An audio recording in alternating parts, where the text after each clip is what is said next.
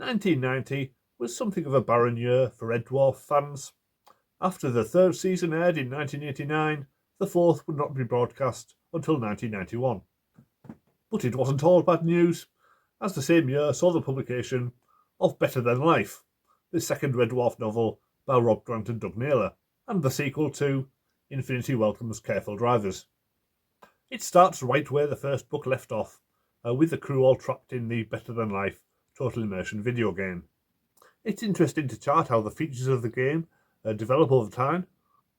In the TV show, Rimmer gets Napoleon's autograph. In the first book, he beats Napoleon, Caesar and Patton at Risk. And now in this book, he hangs out with Caesar, Elvis, JFK, Einstein and Louis XVI, and they all gatecrash the Last Supper. It's not hard to see the progression from this to the Meltdown episode of Red Dwarf Season 4, which has a whole planet of androids that look and act like historical figures. And it's not the last time this will happen in Red Dwarf, so it must be one of Grant and Naylor's favourite themes. Rimmer's love life is also a recurring feature. In the TV episode, he hooks up with his one and only girlfriend, Yvonne Magruder, but his mind refuses to accept he can be happy, leading to the entire crew being buried alive and about to be eaten by ants. In the books, this whole sequence happened a lot more slowly. The first book sees Rimmer married to Juanita Chicata, a beautiful 19-year-old model, who he married 2 years ago when she was 17. To be fair, his brain won't allow him to have sex with her, and she constantly cheats on him instead. In this book, we learn that she is based on his brother's wife, Janine, and we do get to see a version of her in the TV show, as Rimmer's fantasy woman in Camille also looks exactly like Janine. In this book, Rimmer has divorced Juanita and moved on to Helen, who turns out to be a younger version of his mother, who we see in several episodes, including Dimension Jump. Thankfully, he doesn't have sex with her either, but it's still a pretty disturbing concept. In fact, Rimmer's mind makes everything he accomplished in the first book fall apart. His entire business empire crashes to the ground and he loses everything, including his own body, and he ends up inhabiting the body of a hooker called Trixie LaBouche, who is portrayed in an incredibly stereotypical way. This is explained by her character coming from a cheap detective novel that Rimmer read once, but as she's one of the few female characters in the book, it's still not great. Soon enough, Rimmer goes on to destroy Lister and Kat's fantasies as well, and they all return to the real world. But as in the original episode, there is a fake-out chapter where they slowly realise that the reality they return to is just another part of the game. Lister rifled through the sleeping quarters. Nothing was right. The half-full sauce bottle had no congealed brown rivulets running from neck to label. The remote control for the vid screen wasn't missing. And even more damningly, the batteries hadn't been taken out and used for something else. Another test. He microwaved a roast beef and Yorkshire pudding frozen dinner. It tasted like roast beef and Yorkshire pudding. That just wasn't possible. A microwave dinner that tasted better than its cardboard container? He opened his locker and glanced at his collection of videos. They were standing in neat ranks, side by side, all boxed and labelled in his own hand. And worse, he found at least 30 he'd recorded and actually wanted to watch. This wasn't right. This wasn't normal. While all of this has been going on, back in the real world, the events of Season 4 episode Whitehall have been playing out, as Holly repairs Talkie Toaster and gets an IQ of 12,000. For once, this is a case of the TV show adapting the book, as the book came first. Once the crew finally make it back to reality, they find Holly offline, and you get the sequence with Rimmer trying to reboot him or her.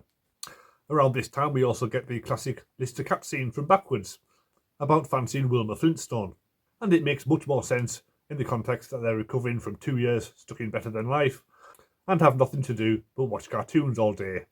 But then Crichton interrupts. Crichton, what's going on? The medic said no stress. Now just try and get some sleep.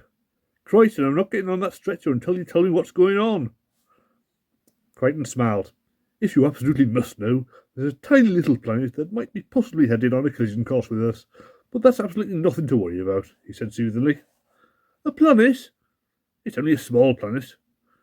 Why doesn't the ship get out of the way? The engines are sort of deadish, but that's not a matter that should concern you. Now please get on the stretcher. What does Holly say? Well, Holly's sort of deadish too. Now please get on the stretcher and try and relax. Lister and the cat sat bolt upright, rigid with panic.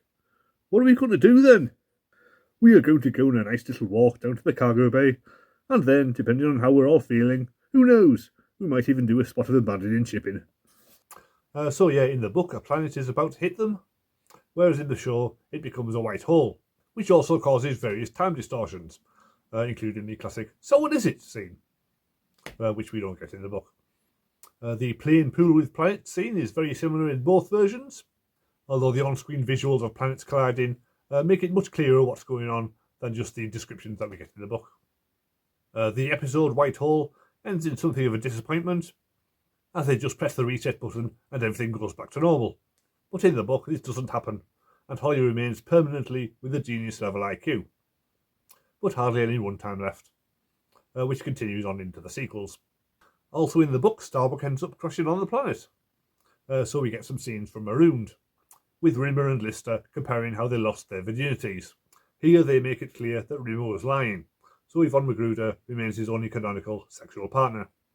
Rimmer is then projected back to Red Dwarf, which is now being slowly pulled into a black hole, not a white one, and has also been subject to weird time distortions, although not the ones we eventually see in the episode. "Did I tell you about spaghettification?" said the toaster. "No, you didn't. What is it?" said Rimmer. "Well," said the toaster, "when you enter a black hole, an effect takes place called spaghettification. I thought I'd mentioned it, but obviously I didn't. Anyway, just so you know, it'll happen fairly shortly." The cat lay back on the couch. "So what the hell is it?" "Spaghettification. Let me guess," said Rimmer.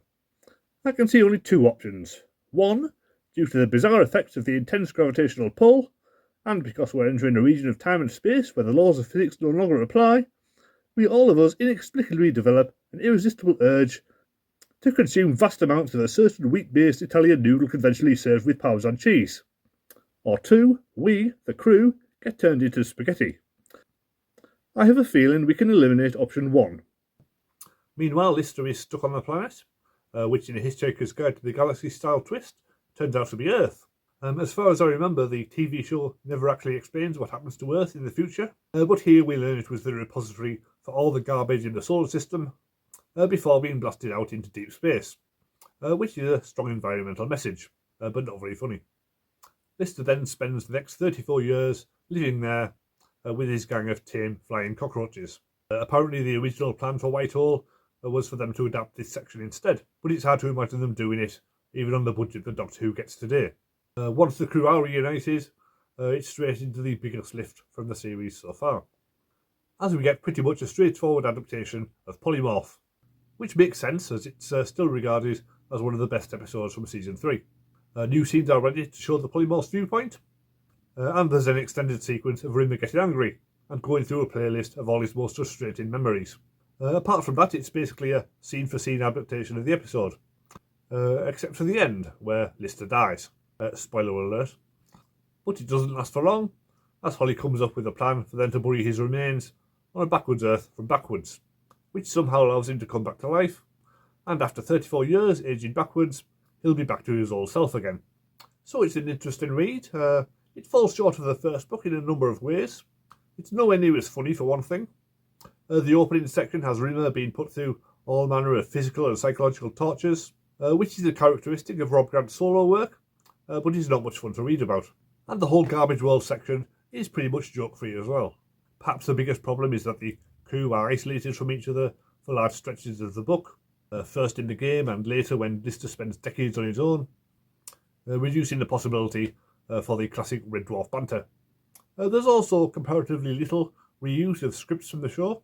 The first book used large chunks of the best stories from the first two seasons, but this one only uses Polymorph and brief excerpts from Backwards and Marooned, which on one hand is a good thing, as you get less repeated material, but the new stuff isn't anywhere near as good. Still, the shock value on a first reading of Lister growing old, then dying, and then coming back to life does make up for a lot of the faults, taking full advantage of the print medium to do things that a TV show never could. And I guess that's really what you want from these books. Unusually, this book has two completely separate and contradictory sequels.